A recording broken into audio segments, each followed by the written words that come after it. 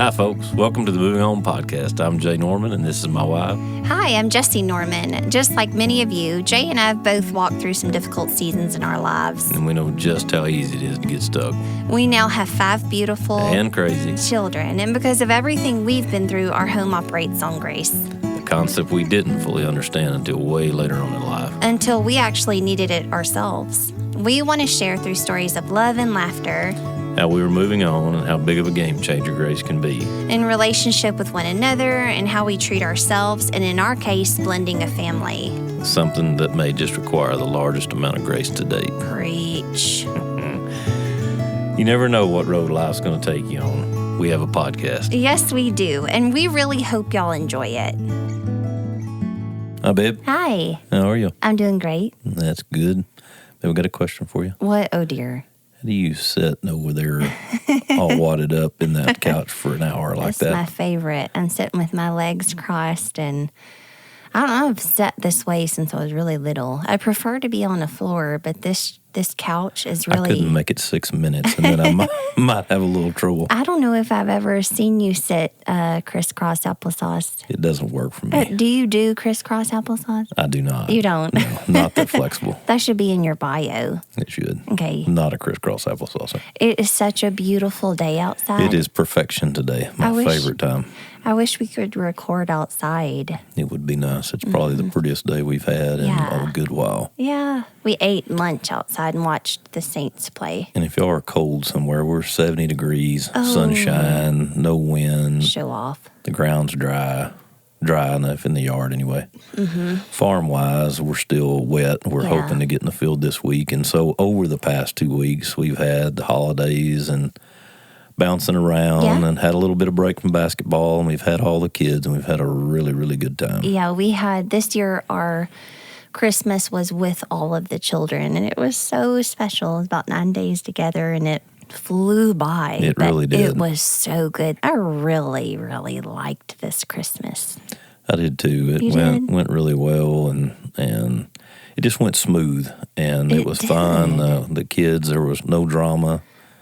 Yeah. And there really wasn't. It was really simple, and we had all cousins there. I mean, we had the full crew. Yeah, drama doesn't really seem to be a part of our equation anymore. It's weird to think back. It is compared to how it was in the past. It definitely has gotten. Well, and even in family, drama at Christmas for a family is absolutely normal. Right. And so to have drama in your family, it's just fine. There's just so many big personalities, and everybody's expecting it to go this way or this way.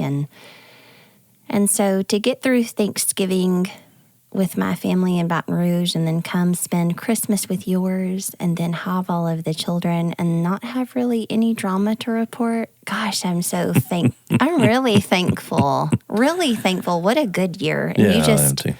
You just turned 50. I know we told you happy birthday maybe on the last podcast. I think so.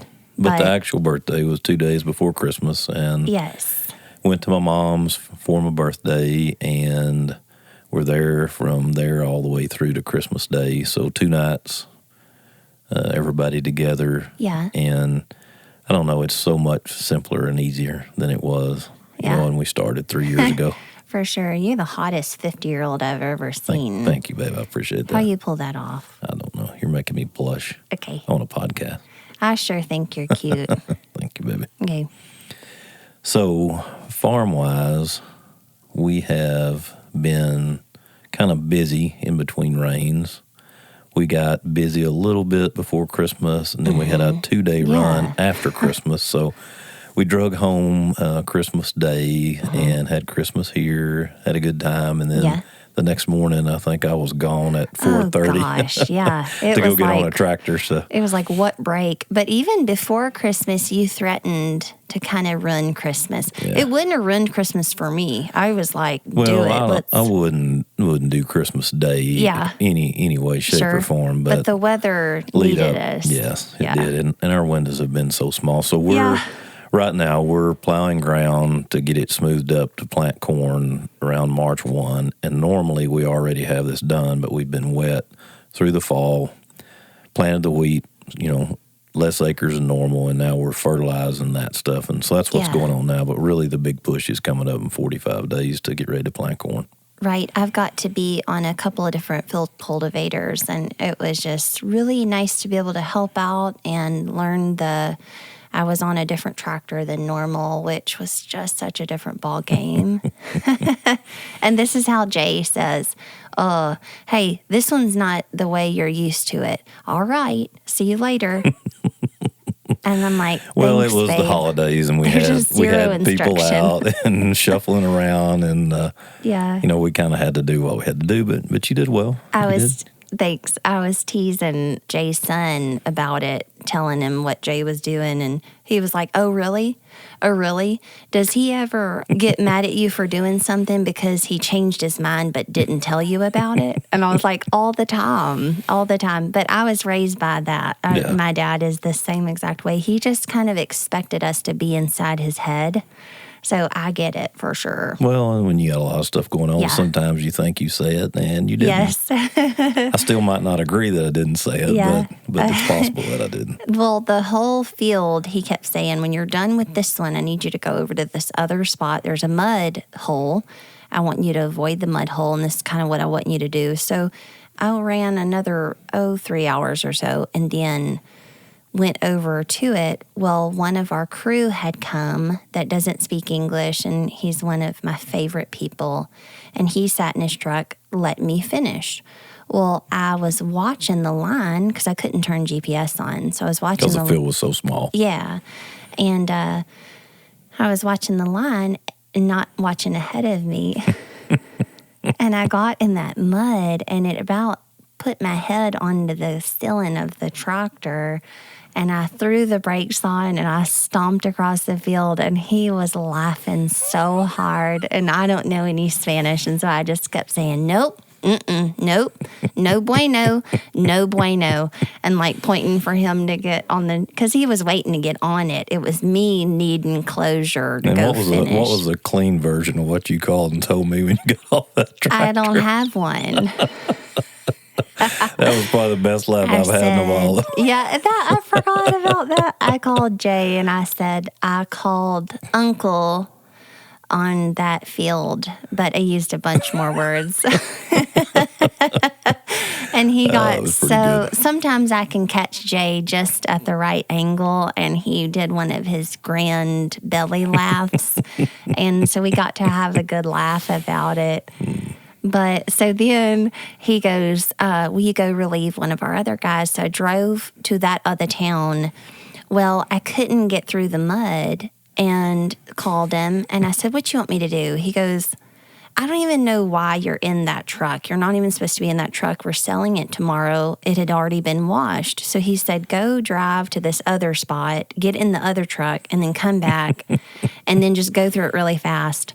And so I did that, and then I went and relieved our other guy and got on the other. And we were doing that because they were going to run way up into the night, Well, so sure. we were letting them go eat and stuff. Well, sure, but that's really my main purpose is just to catch all, Yep. is just go. And you did that day for sure. You I did, like did it. a little bit of everything. Yeah, that's fun. That's fun.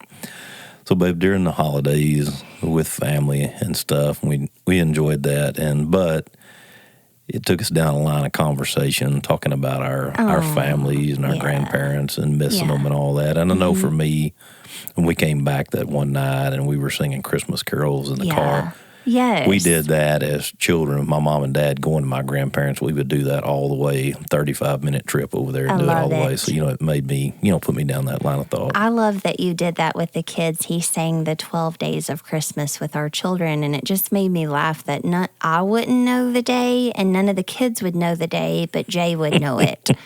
I tried to get it on video. I'm not sure if I did, but it was so special. They'll remember that for so long. They spend so much time in the truck with Jay, either going to Dairy Queen or if we have 2 cars somewhere, which we normally do, they usually ride with him. And that's their big thing, is just being silly and playing music. And they're going to have so many memories together in Jay's truck. Yeah, they take my phone over and get on there and just find music over and over. What's funny is we ended up with 2 cars yesterday at the game.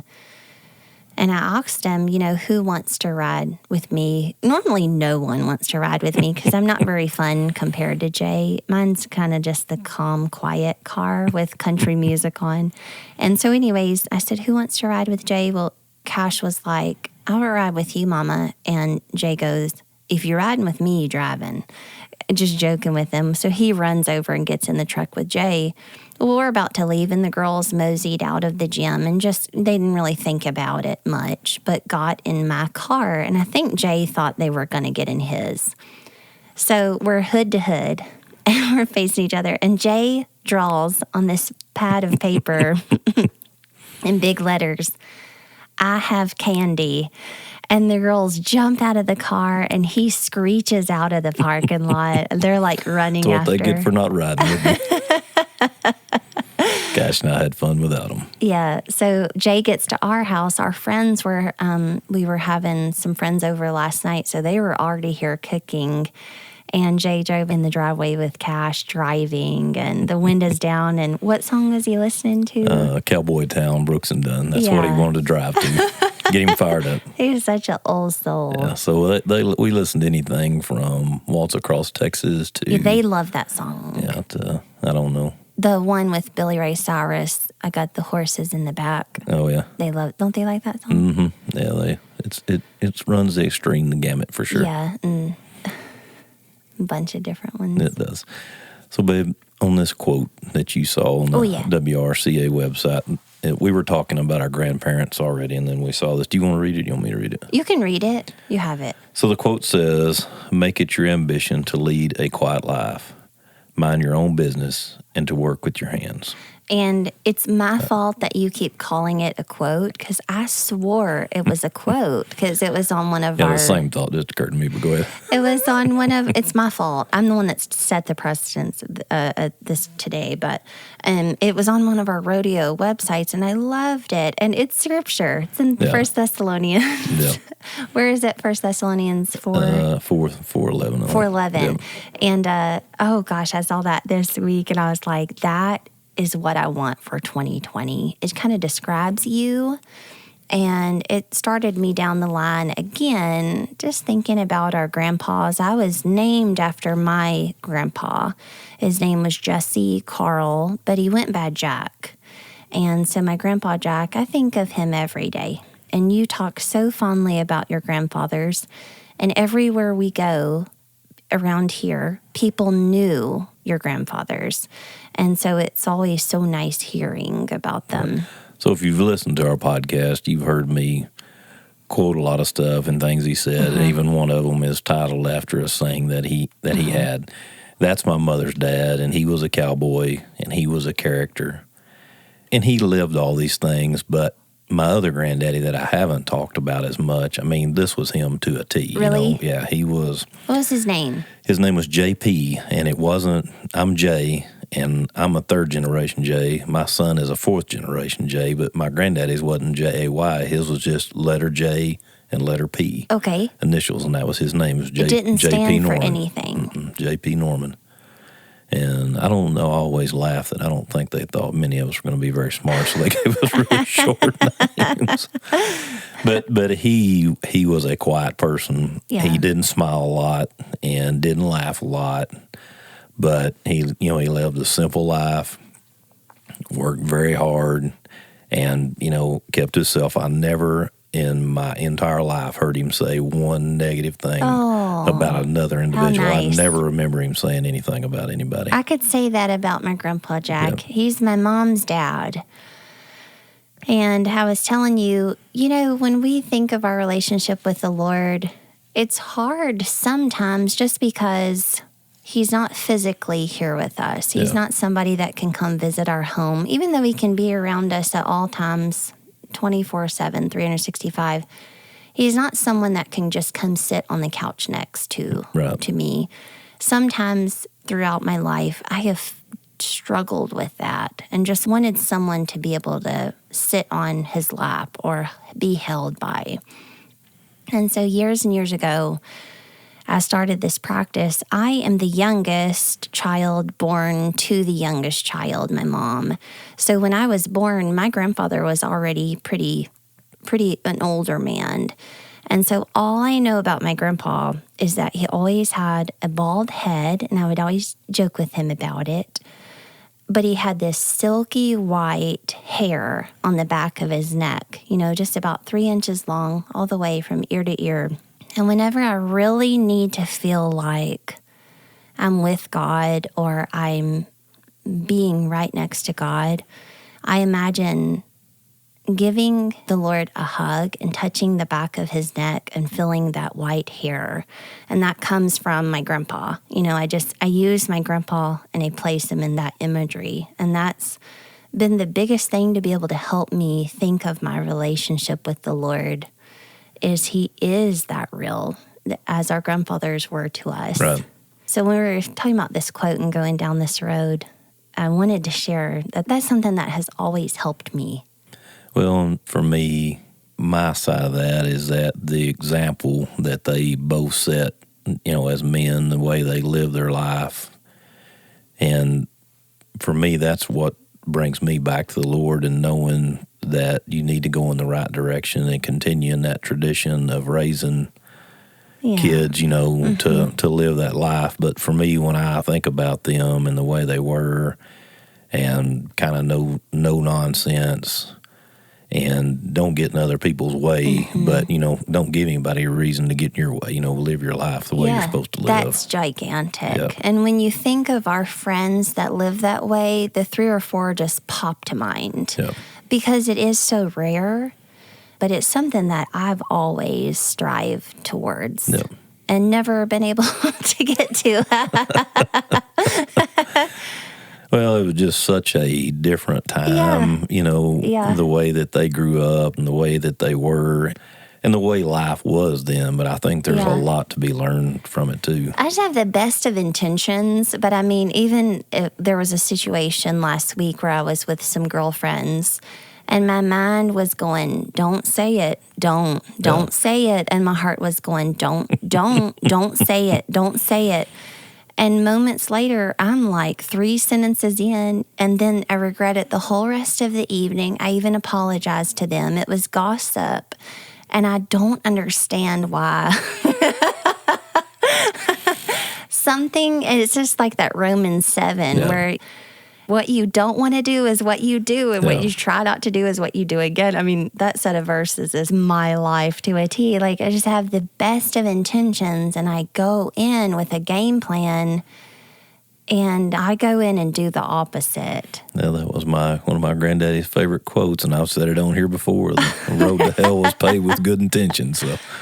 Yeah, and so I'm so thankful for grace and for do-overs and how his mercies are new each morning, and for the fact that we can laugh at it because we all understand it, because at some point we're all doing it. And that brings us kind of to our sermon today, and it was about, he had a bullseye up there and a archery set, and was just talking about, he shot a couple of arrows that were not anywhere near the bullseye, and just kind of saying that's us. We don't live in the bullseye. No one does. Jesus did. Everyone else in the Bible did not live in the bullseye. Yeah. And, we kind of think, well, we've made mistakes. We're out of the game, or we're not worthy to even be with the greats. Right. And it's like, you think these people were great? They were horrible. Yeah. And Jesus walked with them and talked with them, and he even wrote about them. I mean, they're in the Bible, and we think that we're not even allowed to be a part of our own lives. And these people were in the Bible. Yeah. And so anyways, just keeping yourself in check and realizing that's why there is grace, is because we're not to live in the bullseye, because we won't. We're just trying every day and every year to move closer towards it. Do you look at shooting that bullseye, so like you're saying a while ago, you gossiped. So you definitely missed the bullseye. You probably missed the whole archery deal on that one. So do you look at that as an individual situation, or do you look at that as your life in individual? General? Yeah, I used to life, and then I would go to bed for a few hours. But now I'm like, oh, give me a do-over. I always tease So it's forgiveness as a per shot. That's what Don't you're saying. you think? I think so. Do you or not? I agree, and that's why I asked, because Okay. that's the way I see it, is more as, yep, I missed that one. Yeah. But I screwed up. Yeah. I'm going to go back next time, and I'm going to try to move in closer. Yep. There was a situation at Thanksgiving, and I knew that our whole family was going to be together. I knew that we all have very big personalities. We all kind of try to take charge. What is that thing about too many Indians and not enough chiefs? Or what is it? Too many chiefs and... Yeah, too many chiefs, not enough Indian. That's kind of our family. That's kind of our family. We're all just pretty big personalities. Yeah, anybody over 14 is a chief, but go ahead. What does that mean? Y'all are all thinks you're chiefs, but In our family? all of our family. And so I was in the bathroom, and I'm not telling you guys to say, look at me. I genuinely was surrendering to the Lord in that bathroom. Like, Lord, I'm usually the one that starts the drama or gets in the way. And Lord, just please get me out of the way. Like, I really want this to go well for my mom and dad and for my children, and Jay's given up so much to be here. Like, just get me out of the way. And it's like I turn the light switch off and walk out the door and just totally missed the mark. I had to go back into the bathroom. Shoot that darn arrow again. It was like I walked out, said one sentence, and had to go back into the bathroom and laugh. Like, I'm silly, but I'm always like, you idiot. It was just so, I didn't even make it 5 seconds. Yeah. But I know that about myself. But I think that's why we like to keep humor a part of it, because we really are trying. We were talking a minute ago about our podcast and how we genuinely are learning with the rest of you. Yeah. Like, we're not here in a position to lead you. At all. We're just the ones that bought mics.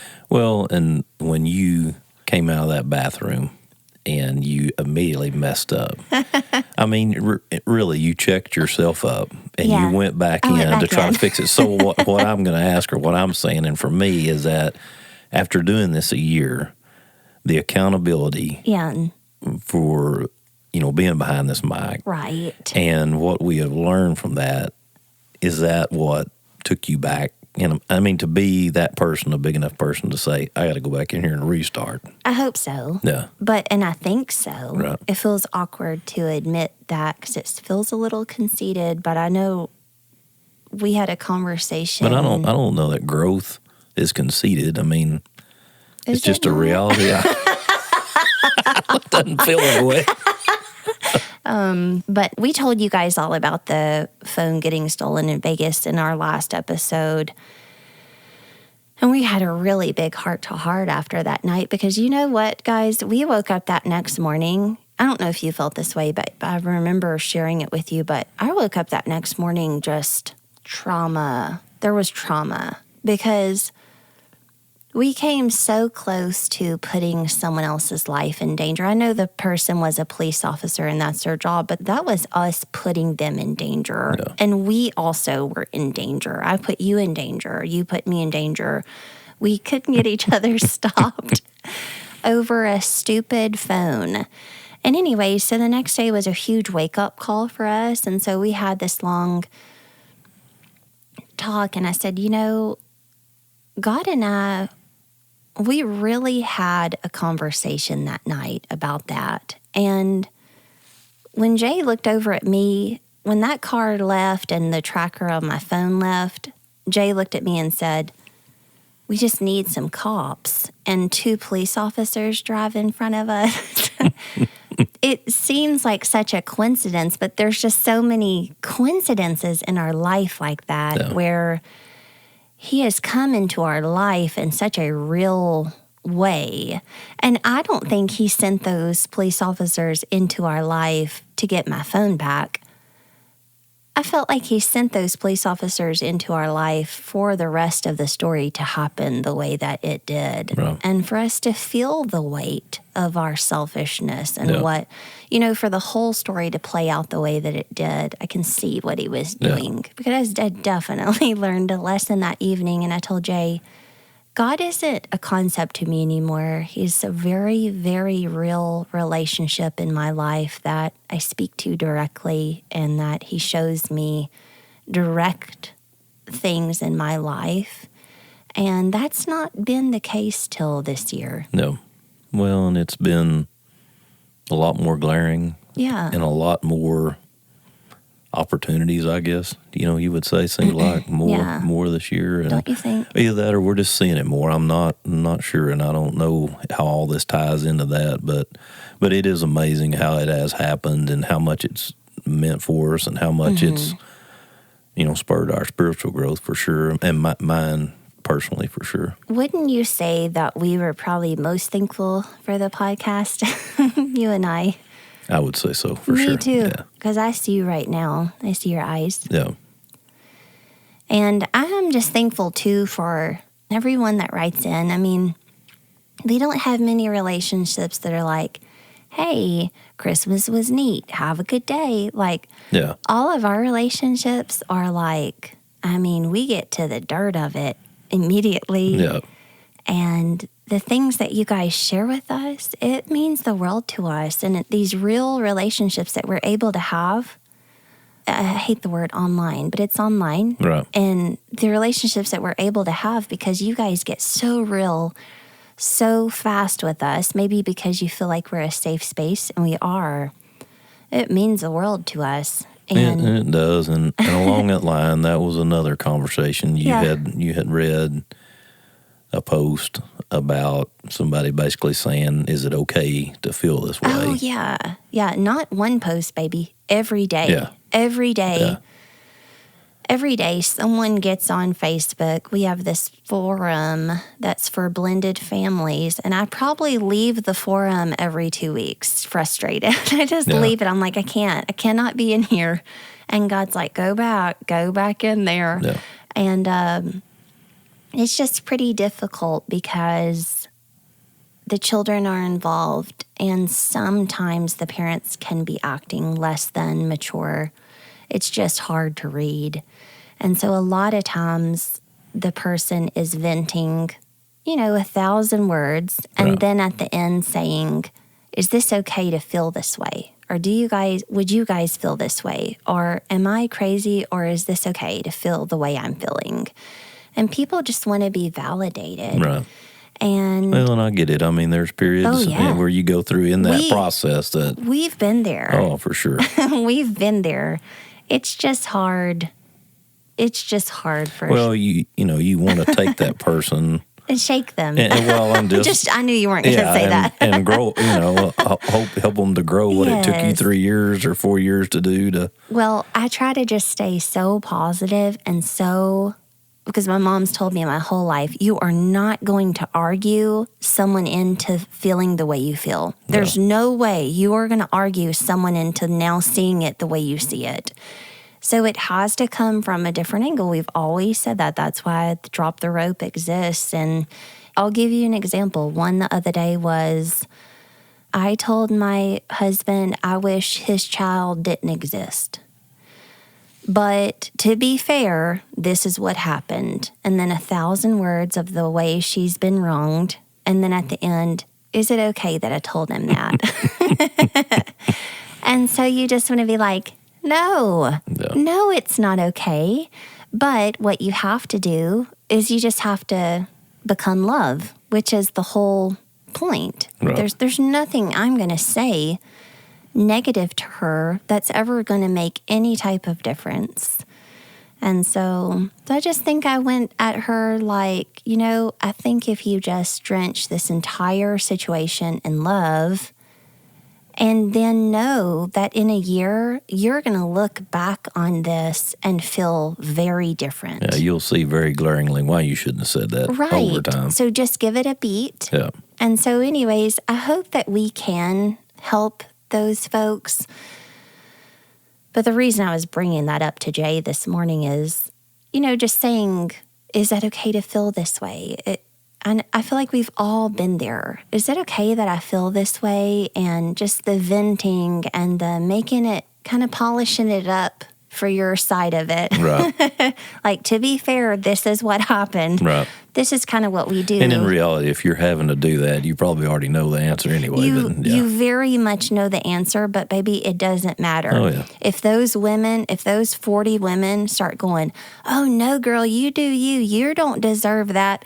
If you get 40 of those, you are living right. You're feeling good. On a roll then. Yes. And so anyways, what we were talking about earlier is, when you're saying, is it okay for me to feel this way?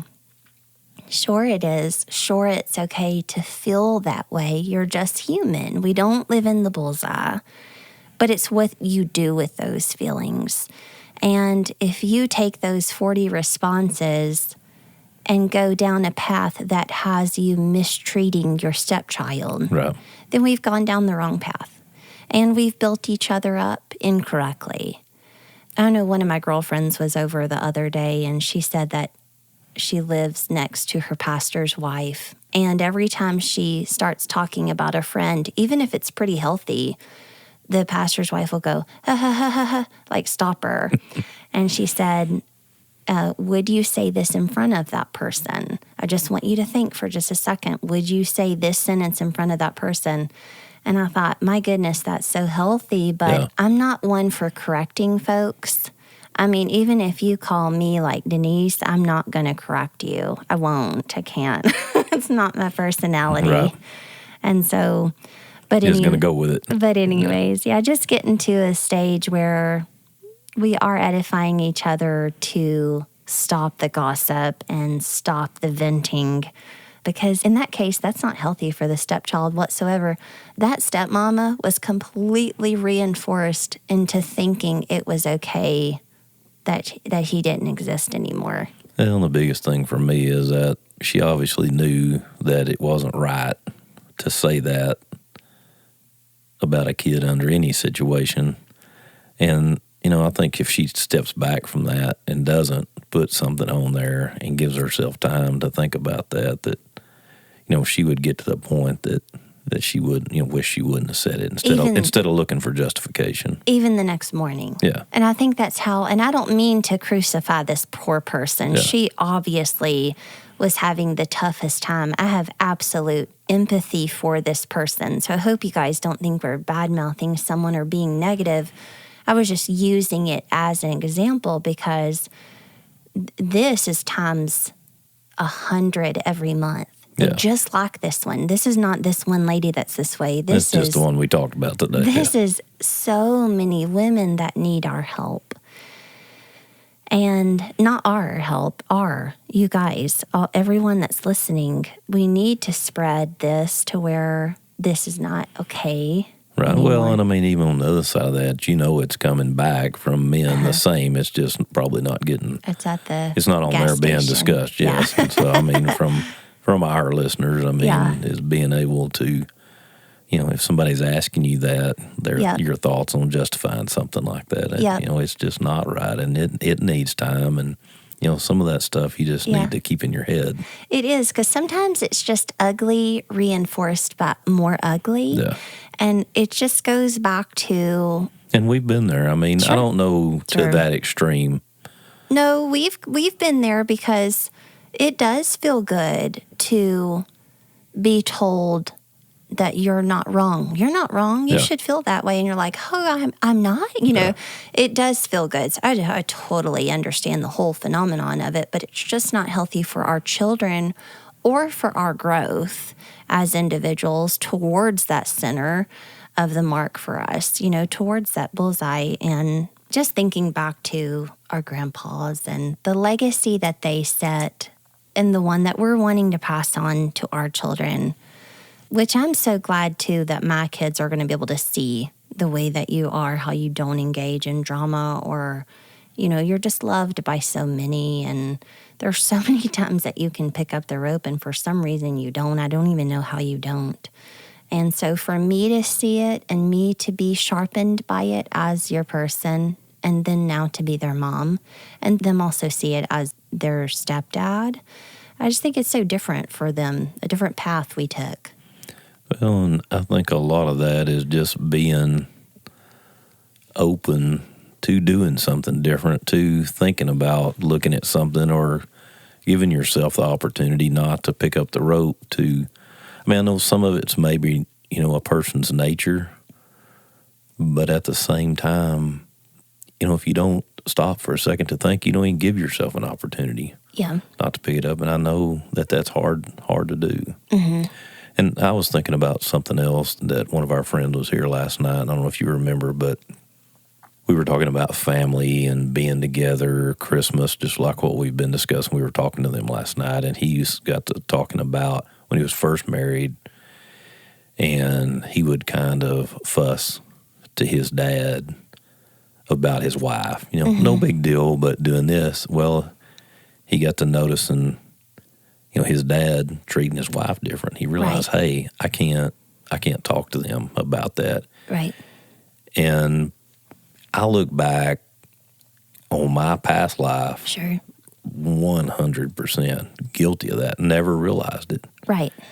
And never even thought about that, how much that slants people's view of something else. And that goes down the same line of this social media, where a person gets that vindication that, what I'm saying is right. And it feels nice. Yeah, and how that pushes them. And then just to be in your mind to know that, I'm forcing my thoughts on somebody else, or I'm putting maybe negative thoughts in that other person's mind that they can treat somebody this way. I think, you have to be open enough to think about that. No, you're exactly right. I mean, that is so gigantic. If you can just take that off the table, how much healthier your marriage is. I know, because that's something that I've begged you about for a long time, is just to not, because even if, say we get in a dust up and it's absolutely 50% your fault, 50% mine, my family is going to see it as 100% yours. And your family, even if your family loves me so much, they're going to see it as 100% mine. And so it's just a different set of eyes that you see. Your family just sees you and me. My family sees me just in a whole different light. It's not a, what's the word, objective. Yeah, and just the damage from that. Yeah. I mean, really, honestly, until he said that last night, and I thought about it, after that last night and this morning, that I never, up until that exact point, I never even really realized that. Yep. I've always thought of that because my brother and his wife lived across the street from my mom and dad. So they always had a policy. Her family lived about 8 hours away, and they just said, the day they got married, like, look, you can walk across the street and get help. I have to go 8 hours to get help. So this cannot be an issue, cannot be on the table. And so they kind of taught me that a long time ago, that that's just not allowed.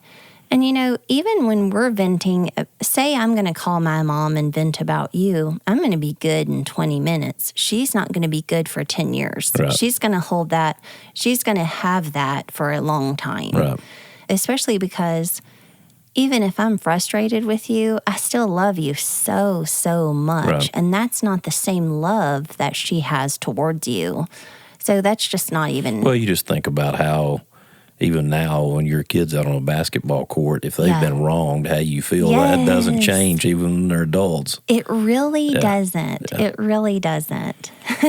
And I'm just saying that to all of it from the standpoint that even after all this, took me to last night, just in a conversation, sitting around a fire, to realize that. And I guess that light finally goes off for everybody at some point. I do think it's neat, the little sentences that are said just inside big stories that change the game. Isn't that weird? It is. Just the interactions that we have with each other. My mom said one little sentence inside a huge story the other day, and I've thought on that one sentence for 2 weeks now. I think that's why community is such a big deal. We had baptisms at our church this morning, and it was just so powerful and so beautiful.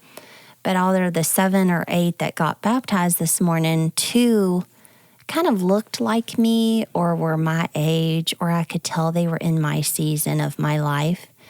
It was almost like I was in there with them. I could relate to them so much. The feeling of seeing them be baptized was so powerful and so magnetic and so gigantic for me. And I thought, this conveys to so many different areas of our life. How we do life with each other and the support that we draw from one another. Right. I was so excited to get baptized today, twice.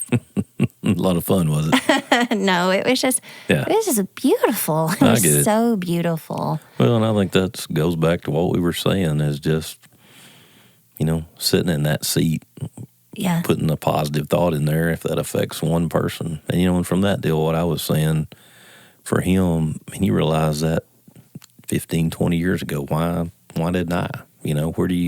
Where's that mess up come What do you from? mean? Well, like he was saying, he realized that when he was first married. Sure. They've been married 20 years, Sure. and he realized that. How come I didn't come up with that? You know what I mean? Yeah. Just, what am I missing that didn't ever, light bulb never went off for me? I love when you have that humility. That's beautiful. Thank you, babe. I love that. I think that's the only way we can really get through all of this stuff is, and, for you to be humble and hear him, that's when you really can take it on as your own, Well, and it takes certain things to humble you, for sure. But it's not like you just learned it last night. You learned it when we got married. Oh, sure. So, well, I'm just saying, I not necessarily didn't learn. I maybe said that wrong. I didn't really realize it, I'm with you. I'm just saying, it's not like you have to learn now how to stop talking to your family about me. Yeah. You learned that our new marriage was a new marriage, right. And we really kind of took our path with our marriage and just went the opposite direction. Well, I guess I'd say it wasn't, and now I understand the reasoning, I guess, would be. Yeah. The reasoning, it stood out to me last night. Got it. I knew what you meant. Sorry. That's okay. It probably didn't even need to be explained. I just wanted to throw that in there. I just explained it to myself, so that was a good thing. Okay. I understand, really now what I was meaning. So yeah, I love your friends. They came over last night, and they're the ones that meet once a week. And you guys have gotten so close that it doesn't even matter that the wives haven't been together so much. It's just you guys are like brothers. It's nice to sit there. We had 3 different games in 3 different towns, and when we got back to our home, they were here cooking. Yeah. And I told them, my family's in Baton Rouge, and I long to have someone cooking at my home before I get back to it. It's just so sweet and nice. And so we just sat around that fire and just felt like we were with family. Yeah, it was a lot of fun.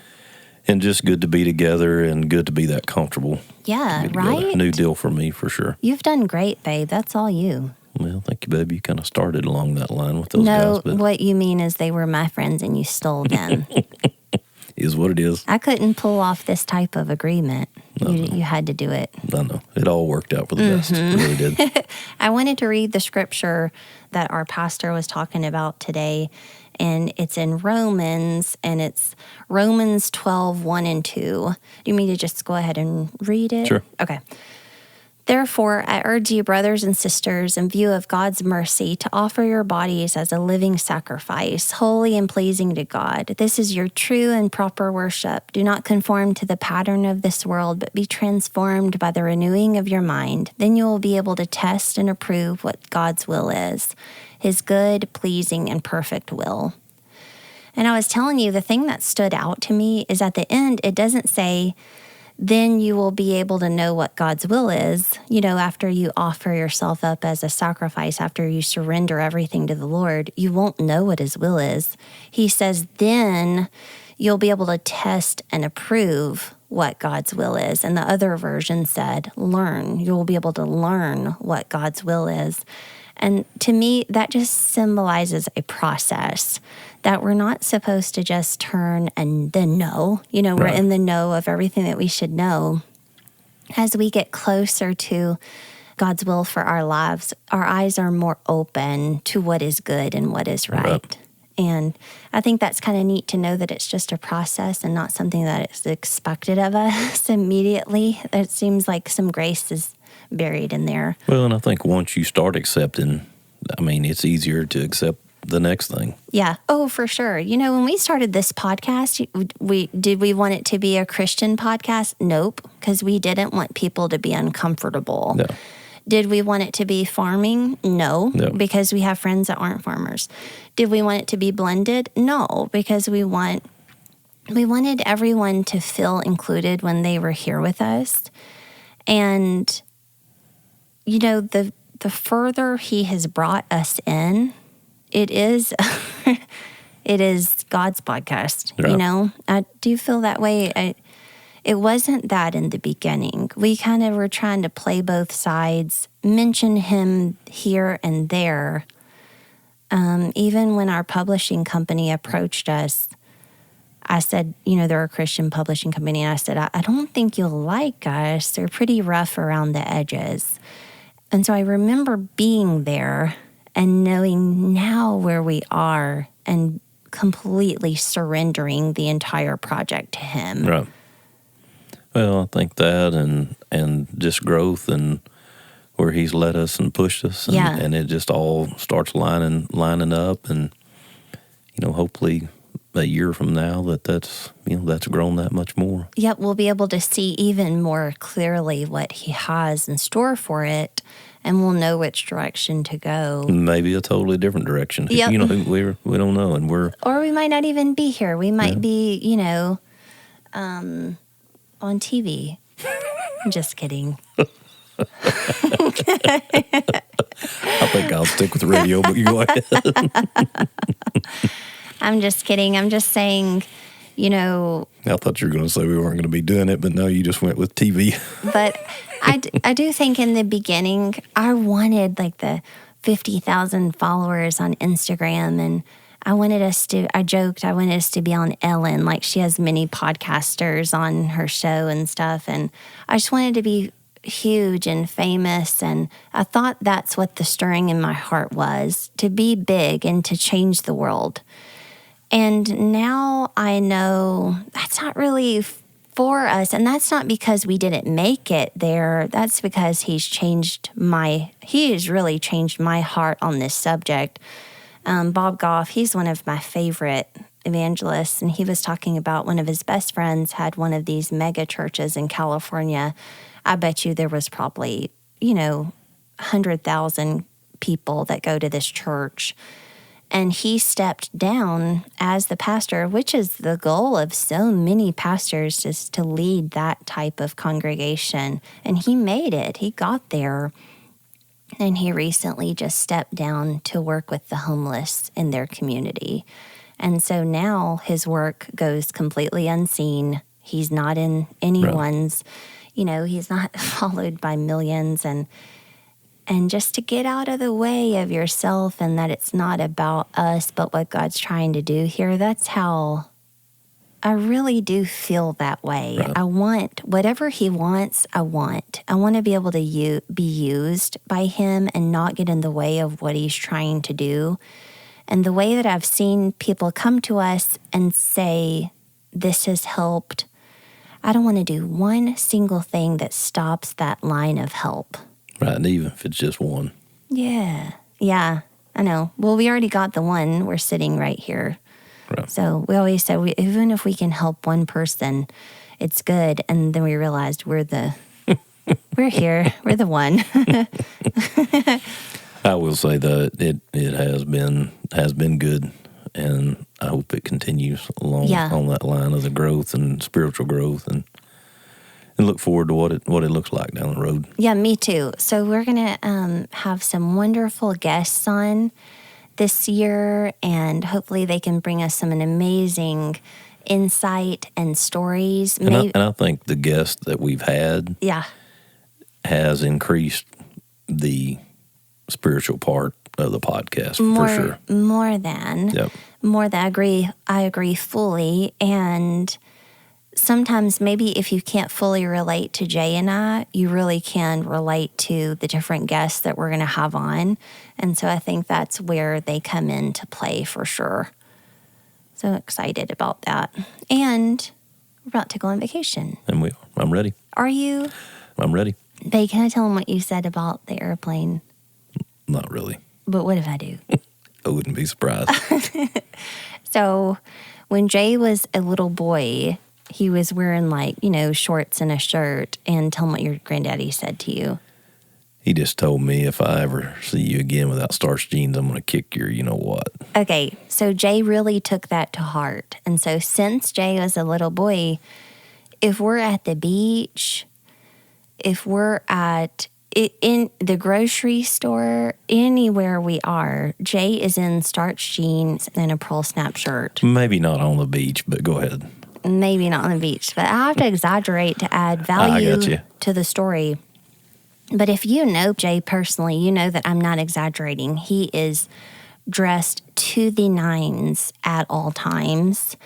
And so y'all probably won't think this is as funny as I do, but he goes, "Bae, what do you think about me maybe wearing my sweatpants and my sweatshirt on the plane?" And I was like, "What?" And he acts like he's the first person in history to realize that it would be comfortable.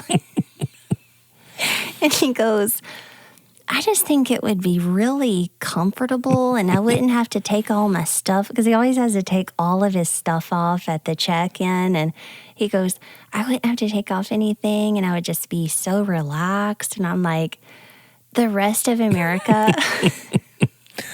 Well, to be fair, my granddad said that. I mean, I don't wear starched jeans and stuff every day, and my work clothes aren't. But when I'm not in them, they are. Can I just pause? No, you can't. Can I just pause? No. Please. Can I just pause? What? Are you in work clothes right now? Yes. Are your jeans starched? They just have a line in them, They're but they're not starched. They have not You're been to the cleaners. so full of crap. Anyway, Okay. what I was saying is both my granddaddies They just have a line in them. Oh my goodness. and my dad and my uncle, when they walked out of the house, they were dressed nice, had hats on when they were going to work, and nicer when they went to town or to church. And that's just the way I was raised. I mean, not one person in my family ever wore shorts and T-shirts. I just never been around it.